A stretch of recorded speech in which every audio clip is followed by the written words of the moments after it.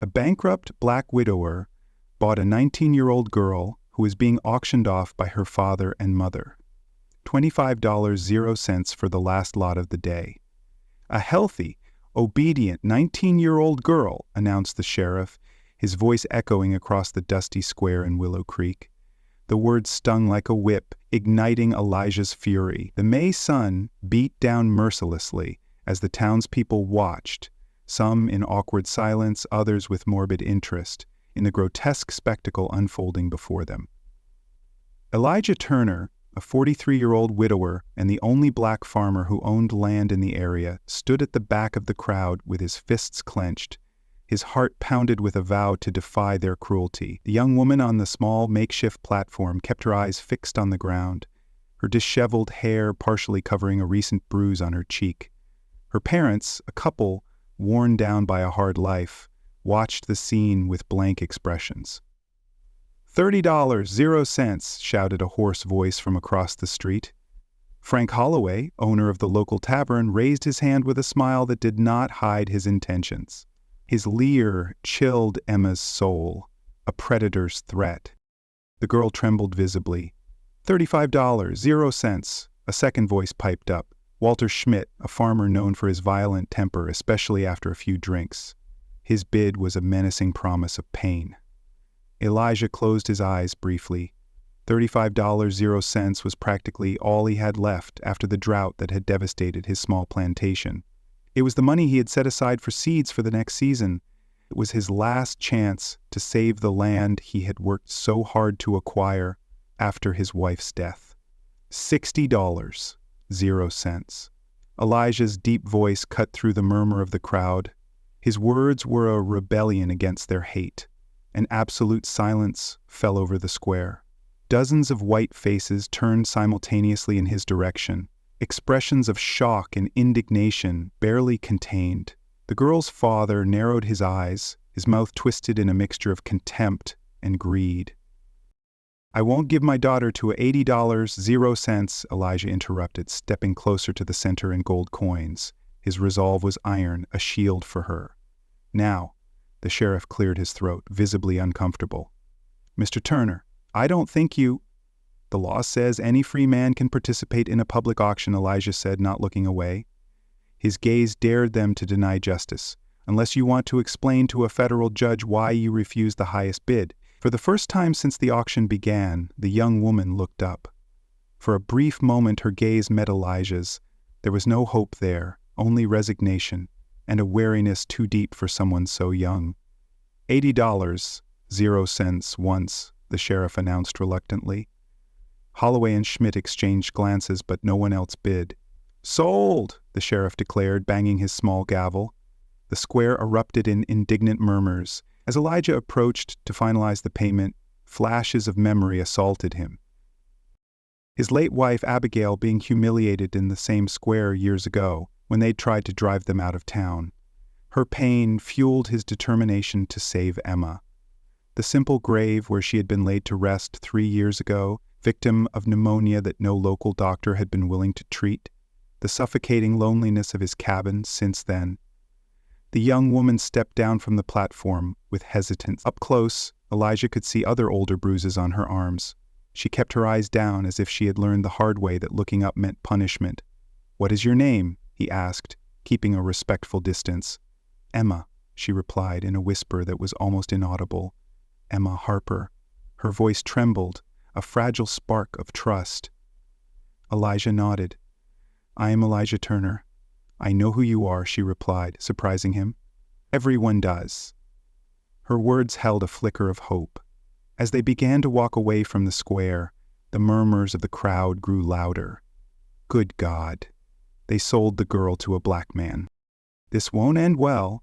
Someone should do something. Elijah felt the weight of hostile glances like knives in his back. Each stare was a lash, but he stood unbowed. Emma walked a step behind him as if she had been trained to do so. As they passed the tavern, Frank Holloway spat on the ground. $80.00 is a high price for something you won't be able to keep for long, Turner, he taunted loud enough for everyone to hear. His threat sparked Elijah's silent vow to protect her. Elijah didn't respond. He continued walking toward the wagon parked at the edge of the town, where his old horse waited patiently. As he helped Emma climb up, he noticed that she was trembling, not from fear of him, but from something worse, the expectation of what was to come, based on everything she had already endured. "I won't hurt you," he said, low enough that only she could hear. "You have my word."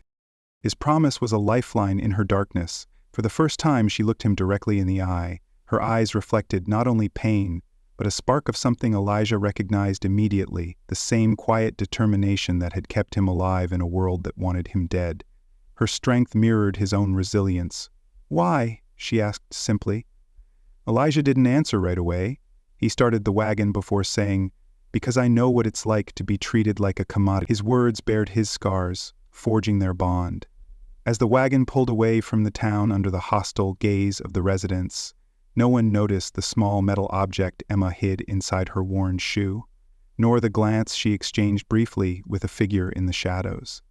There was much more to this silent young woman than anyone could have imagined, something that would forever change the fate of Willow Creek.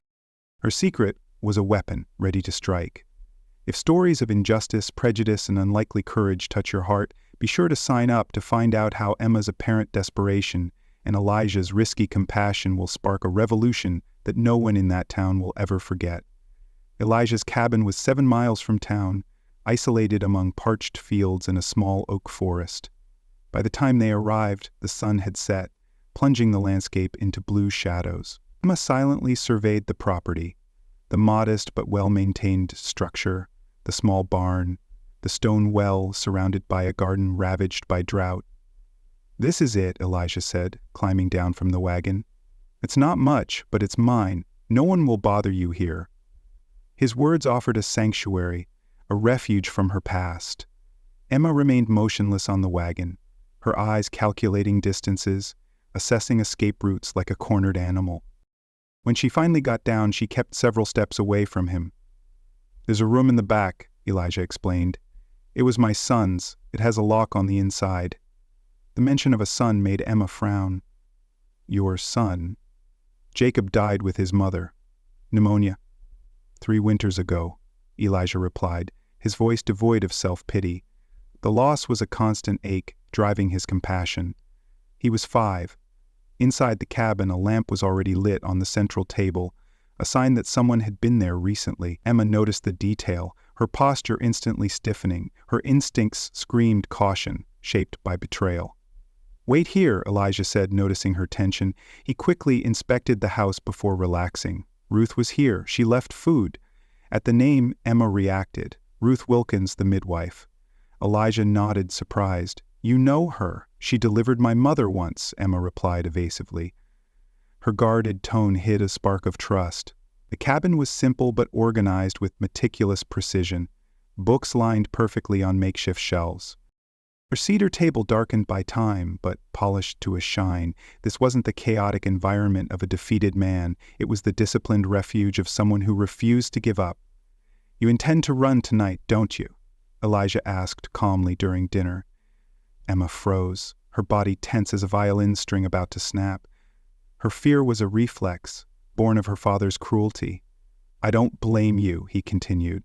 "But there are 3 men patrolling the eastern forest, bounty hunters hired by the mayor after 3 slaves escaped from the Sullivan plantation." "I'm not a slave," Emma retorted. Her defiance was a flame refusing to be snuffed out. "No, you're not," Elijah agreed, "but try explaining that to those men in the dark." The next morning, Emma found the house empty and the door unlocked. She was not a prisoner. Through the window, she saw Elijah working in the parched garden, trying to revive dying plants with water from the well. While searching the house for money or valuables, Emma found something unexpected. A book of federal laws, marked in several places with meticulous notes. Next to it were letters, signed by a Professor Williams from Boston University. The find was a clue, hinting at Elijah's secret fight. Before she could investigate further, she heard horses approaching. 3 horsemen rode onto the property. Emma recognized Frank Holloway, accompanied by Walter Schmidt, and a third man who was elegantly dressed and had a calculatedly friendly expression. Elijah dropped his hoe and walked toward them, standing tall, his face impassive. His stance was a fortress, unyielding to their malice. "Turner," Holloway said with false cordiality, "we've come to introduce Mr. Davis, the new county judge." The tall man bowed his head in a greeting that did not reach his eyes. "Mr. Turner, I've heard a great deal about you. We're conducting a property inspection," Judge Davis explained, to update the county records. "My taxes are paid," Elijah replied. "They always are." "It's not about taxes," Schmidt interjected with a malicious smile. "It's about suitability. Unproductive land may be requisitioned for more efficient use," Davis elaborated. Emma watched Elijah's jaw tighten, though his expression remained neutral. His restraint masked a brewing storm. "This property has been registered in my name since 1869 with all the proper documents." "Times change, Turner," Holloway laughed. "Laws change." When the men finally left, Emma confronted Elijah. "They want your land." "They always have," he replied, returning to his work as if nothing had happened. "Why? It's practically ruined by the drought." Elijah hesitated. "Because there's something here that's worth a lot more than a few acres of dry land." His words sparked her resolve to uncover the truth. That afternoon, Ruth Wilkins arrived in her covered wagon. She was a middle-aged black woman with a formidable bearing and piercing eyes. She brought supplies, seeds, and news. "The new judge visited 5 properties today," she reported as she examined Emma's bruises, all belonging to blacks or immigrants. Elijah nodded as if merely confirming his suspicions. "And this," Ruth handed him a sealed envelope, "arrived today on the telegraph. Jenkins asked me to deliver it discreetly." As Elijah read, his expression changed to cold determination. "Emma," he called, "I need to know exactly what you heard at your father's meetings with Mayor Marshall." His urgency pulled her into their rebellion. The shock on Emma's face was momentary. "How do you know about that?" "Why?" Ruth interjected gently. "You're not the first young woman we've tried to help escape that family." It was then that Emma understood. She hadn't bought a girl at a cruel auction out of random compassion. The object in her shoe, a small, ornate key, suddenly seemed infinitely heavier. Its weight was a call to fight back. "My father keeps a red book locked in his desk." She finally revealed payment records, names, dates. "Mayor Marshall is organizing something big, something involving Judge Davis and land along the river." Elijah and Ruth exchanged glances. "Is that why her father was willing to auction her off so publicly?" Emma nodded, the first tear finally escaping. "I've heard too much. I've seen too much."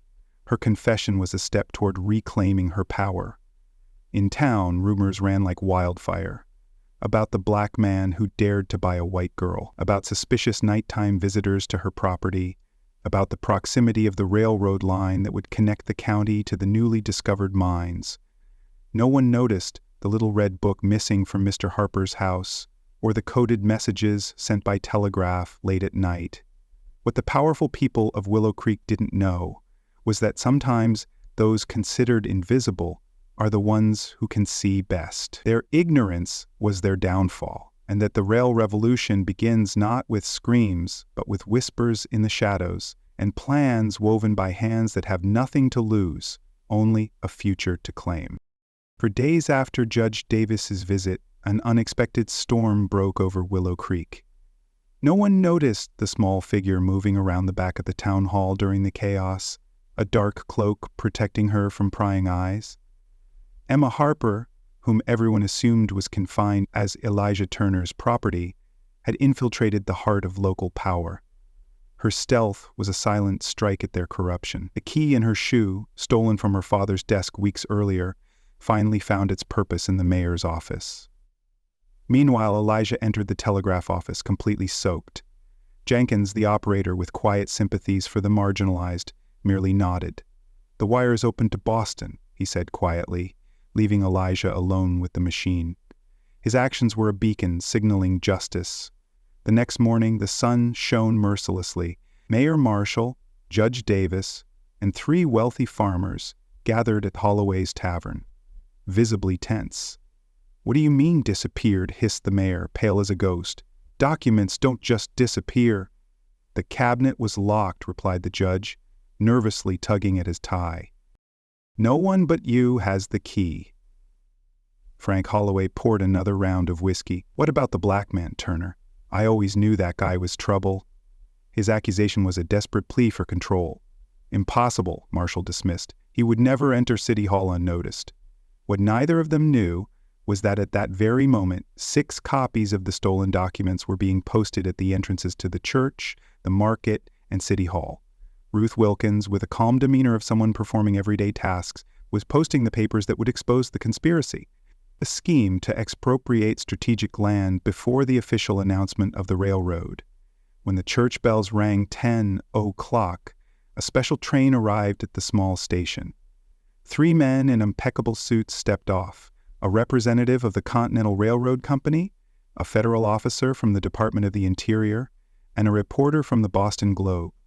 They were greeted by Elijah, who led them down Main Street, where a crowd was already gathering around the pamphlets.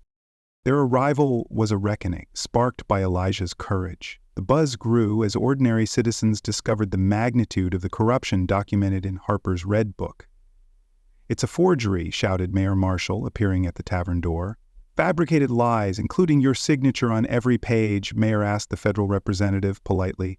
"Or perhaps the map detailing how you intended to divert the original railroad route to benefit illegally acquired land is forged. Walter Schmidt tried to escape through the back, only to find the sheriff blocking his way. Did you know?" Schmidt asked incredulously. "Not everything," replied the sheriff, "but enough not to stop what's happening." The crowd was growing. Faces that would normally have looked away from Elijah now stared at him with a mixture of shock and reluctant respect.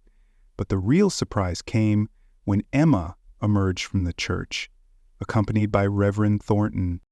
"This young woman," announced the Reverend, "at great personal risk, has provided crucial evidence of crimes that affect every citizen of this town." Her presence was a triumph, defying her tormentors. Emma stood tall, her eyes meeting the furious gaze of her father who had just arrived. "You," Harper growled, lunging toward her. "I wouldn't do that," the federal officer interjected. "Your daughter has already provided us with enough details about how you and the mayor have forged property documents belonging to at least 7 families over the past 3 years. Her evidence was a blade, cutting through their lies. A telegram was delivered publicly to Judge Davis.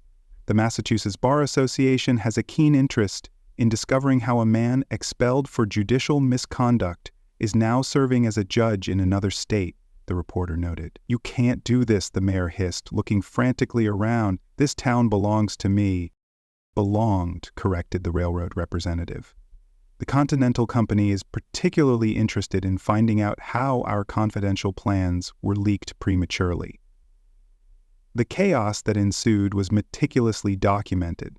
The mayor's failed escape attempt, Holloway's desperate confession, Harper's angry cries as officers confiscated the Red Book from her home. The most extraordinary moment came when Emma confronted her father publicly. "You sold me," she declared without flinching, "as if I were less than human, just as you sold the dignity of this town." Her words were a mirror exposing his shame. Harper, cornered, revealed the extent of his cruelty. "What did you expect? Your mother ran away because she couldn't bear to look at you, the living reminder of our mistake. You were never worth the air you breathed." The silence that followed was broken by Elijah's calm voice. "Every person in this square is worth exactly the same, Mr. Harper. This is the truth you tried to bury, that there is no price on human dignity." His voice was a rallying cry for justice. As the conspirators were taken into custody, the turmoil only grew. Some demanded immediate justice.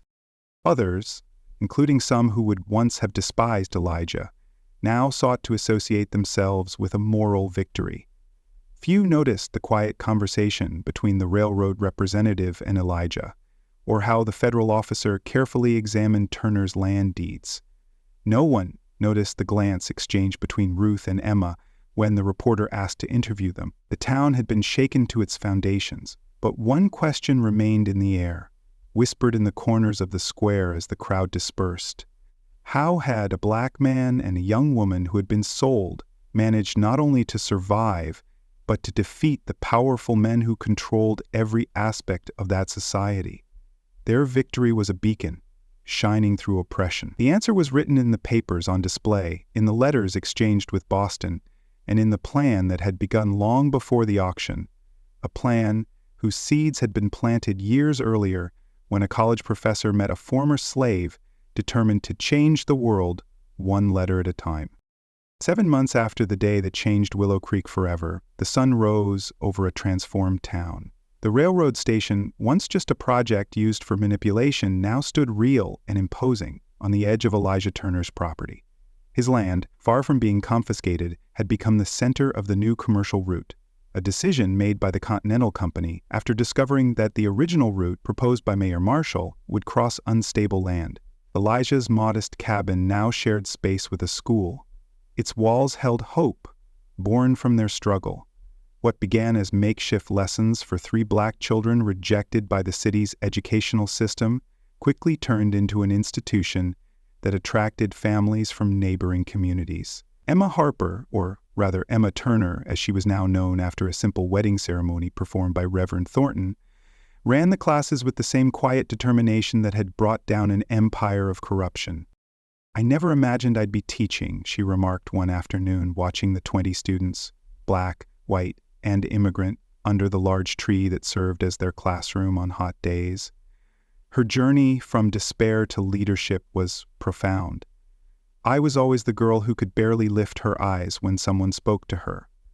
Elijah, who was building new tables for the main room, smiled. "I always knew you had fire inside you, you just needed air to breathe." His faith in her was a cornerstone of their bond. Former Mayor Marshall was serving time in the state penitentiary, convicted of fraud and extortion. Judge Davis, unmasked, had fled in the middle of the night, but rumors said he had been arrested in Chicago under a false name. Frank Holloway had lost his tavern to creditors and now worked as a longshoreman on a distant river. As for Emma's father, Harper, public humiliation had led to a decline that turned him into a shadow of the man he once was, now living on favors, a pathetic figure whom everyone avoided. "We've received a reply from Benson," Ruth Wilkins announced during the weekly dinner that brought together the core group responsible for transforming the town. Jenkins, the telegraph operator, and Sheriff Jensen, who had finally found the courage to be on the right side of history, completed the group. Benson, the Boston University professor who years earlier had recognized the legal brilliance of a self-taught former slave seeking to understand his rights, the same man who had suggested that Elijah buy that particular piece of land, seemingly worthless, decades before the railroad became a reality. "He accepts our proposal to expand the educational project," Ruth continued. 20 scholarships for young people from here. 20 lives transformed," Emma murmured, her hand unconsciously touching the small scar on her wrist, a reminder of a previous life that seemed to belong to someone else. Her gesture honored her path to freedom. The next day, when the first commercial train officially pulled into Willow Creek Station, there was a small ceremony. The new mayor, an honest businessman elected after a special election, spoke words of progress and renewal. But all eyes were on the Turners, standing discreetly to the side. Their strength inspired the town's rebirth. "It's thanks to you," an elderly woman whispered to Emma, the same lady who had looked away when she saw her on the street months ago. "My son got a job at the station. They would never have taken a boy like him before." Her son, a young man with one leg shorter than the other, waved cheerfully from across the platform, wearing his railroad uniform with pride. "We didn't do it alone," Emma replied, smiling genuinely. Her humility united them in purpose. "That's what they don't understand about justice," Elijah explained later as they walked home under the orange evening sky. "It's not just about punishing the guilty. It's about building something better on the ruins." Emma stopped, looking down at the city stretching out below them, lights beginning to flicker in the windows. "When I was on that platform being sold like an animal, all I wanted was revenge," she confessed. "I wanted everyone to suffer like I did." Her pain was raw, a wound laid bare. Elijah nodded, understanding. "And now I understand that true freedom isn't just breaking chains. It's building a table where everyone can sit." She looked at the man who had risked everything for her, not out of pity, but out of principle. Her gratitude was a bridge between them.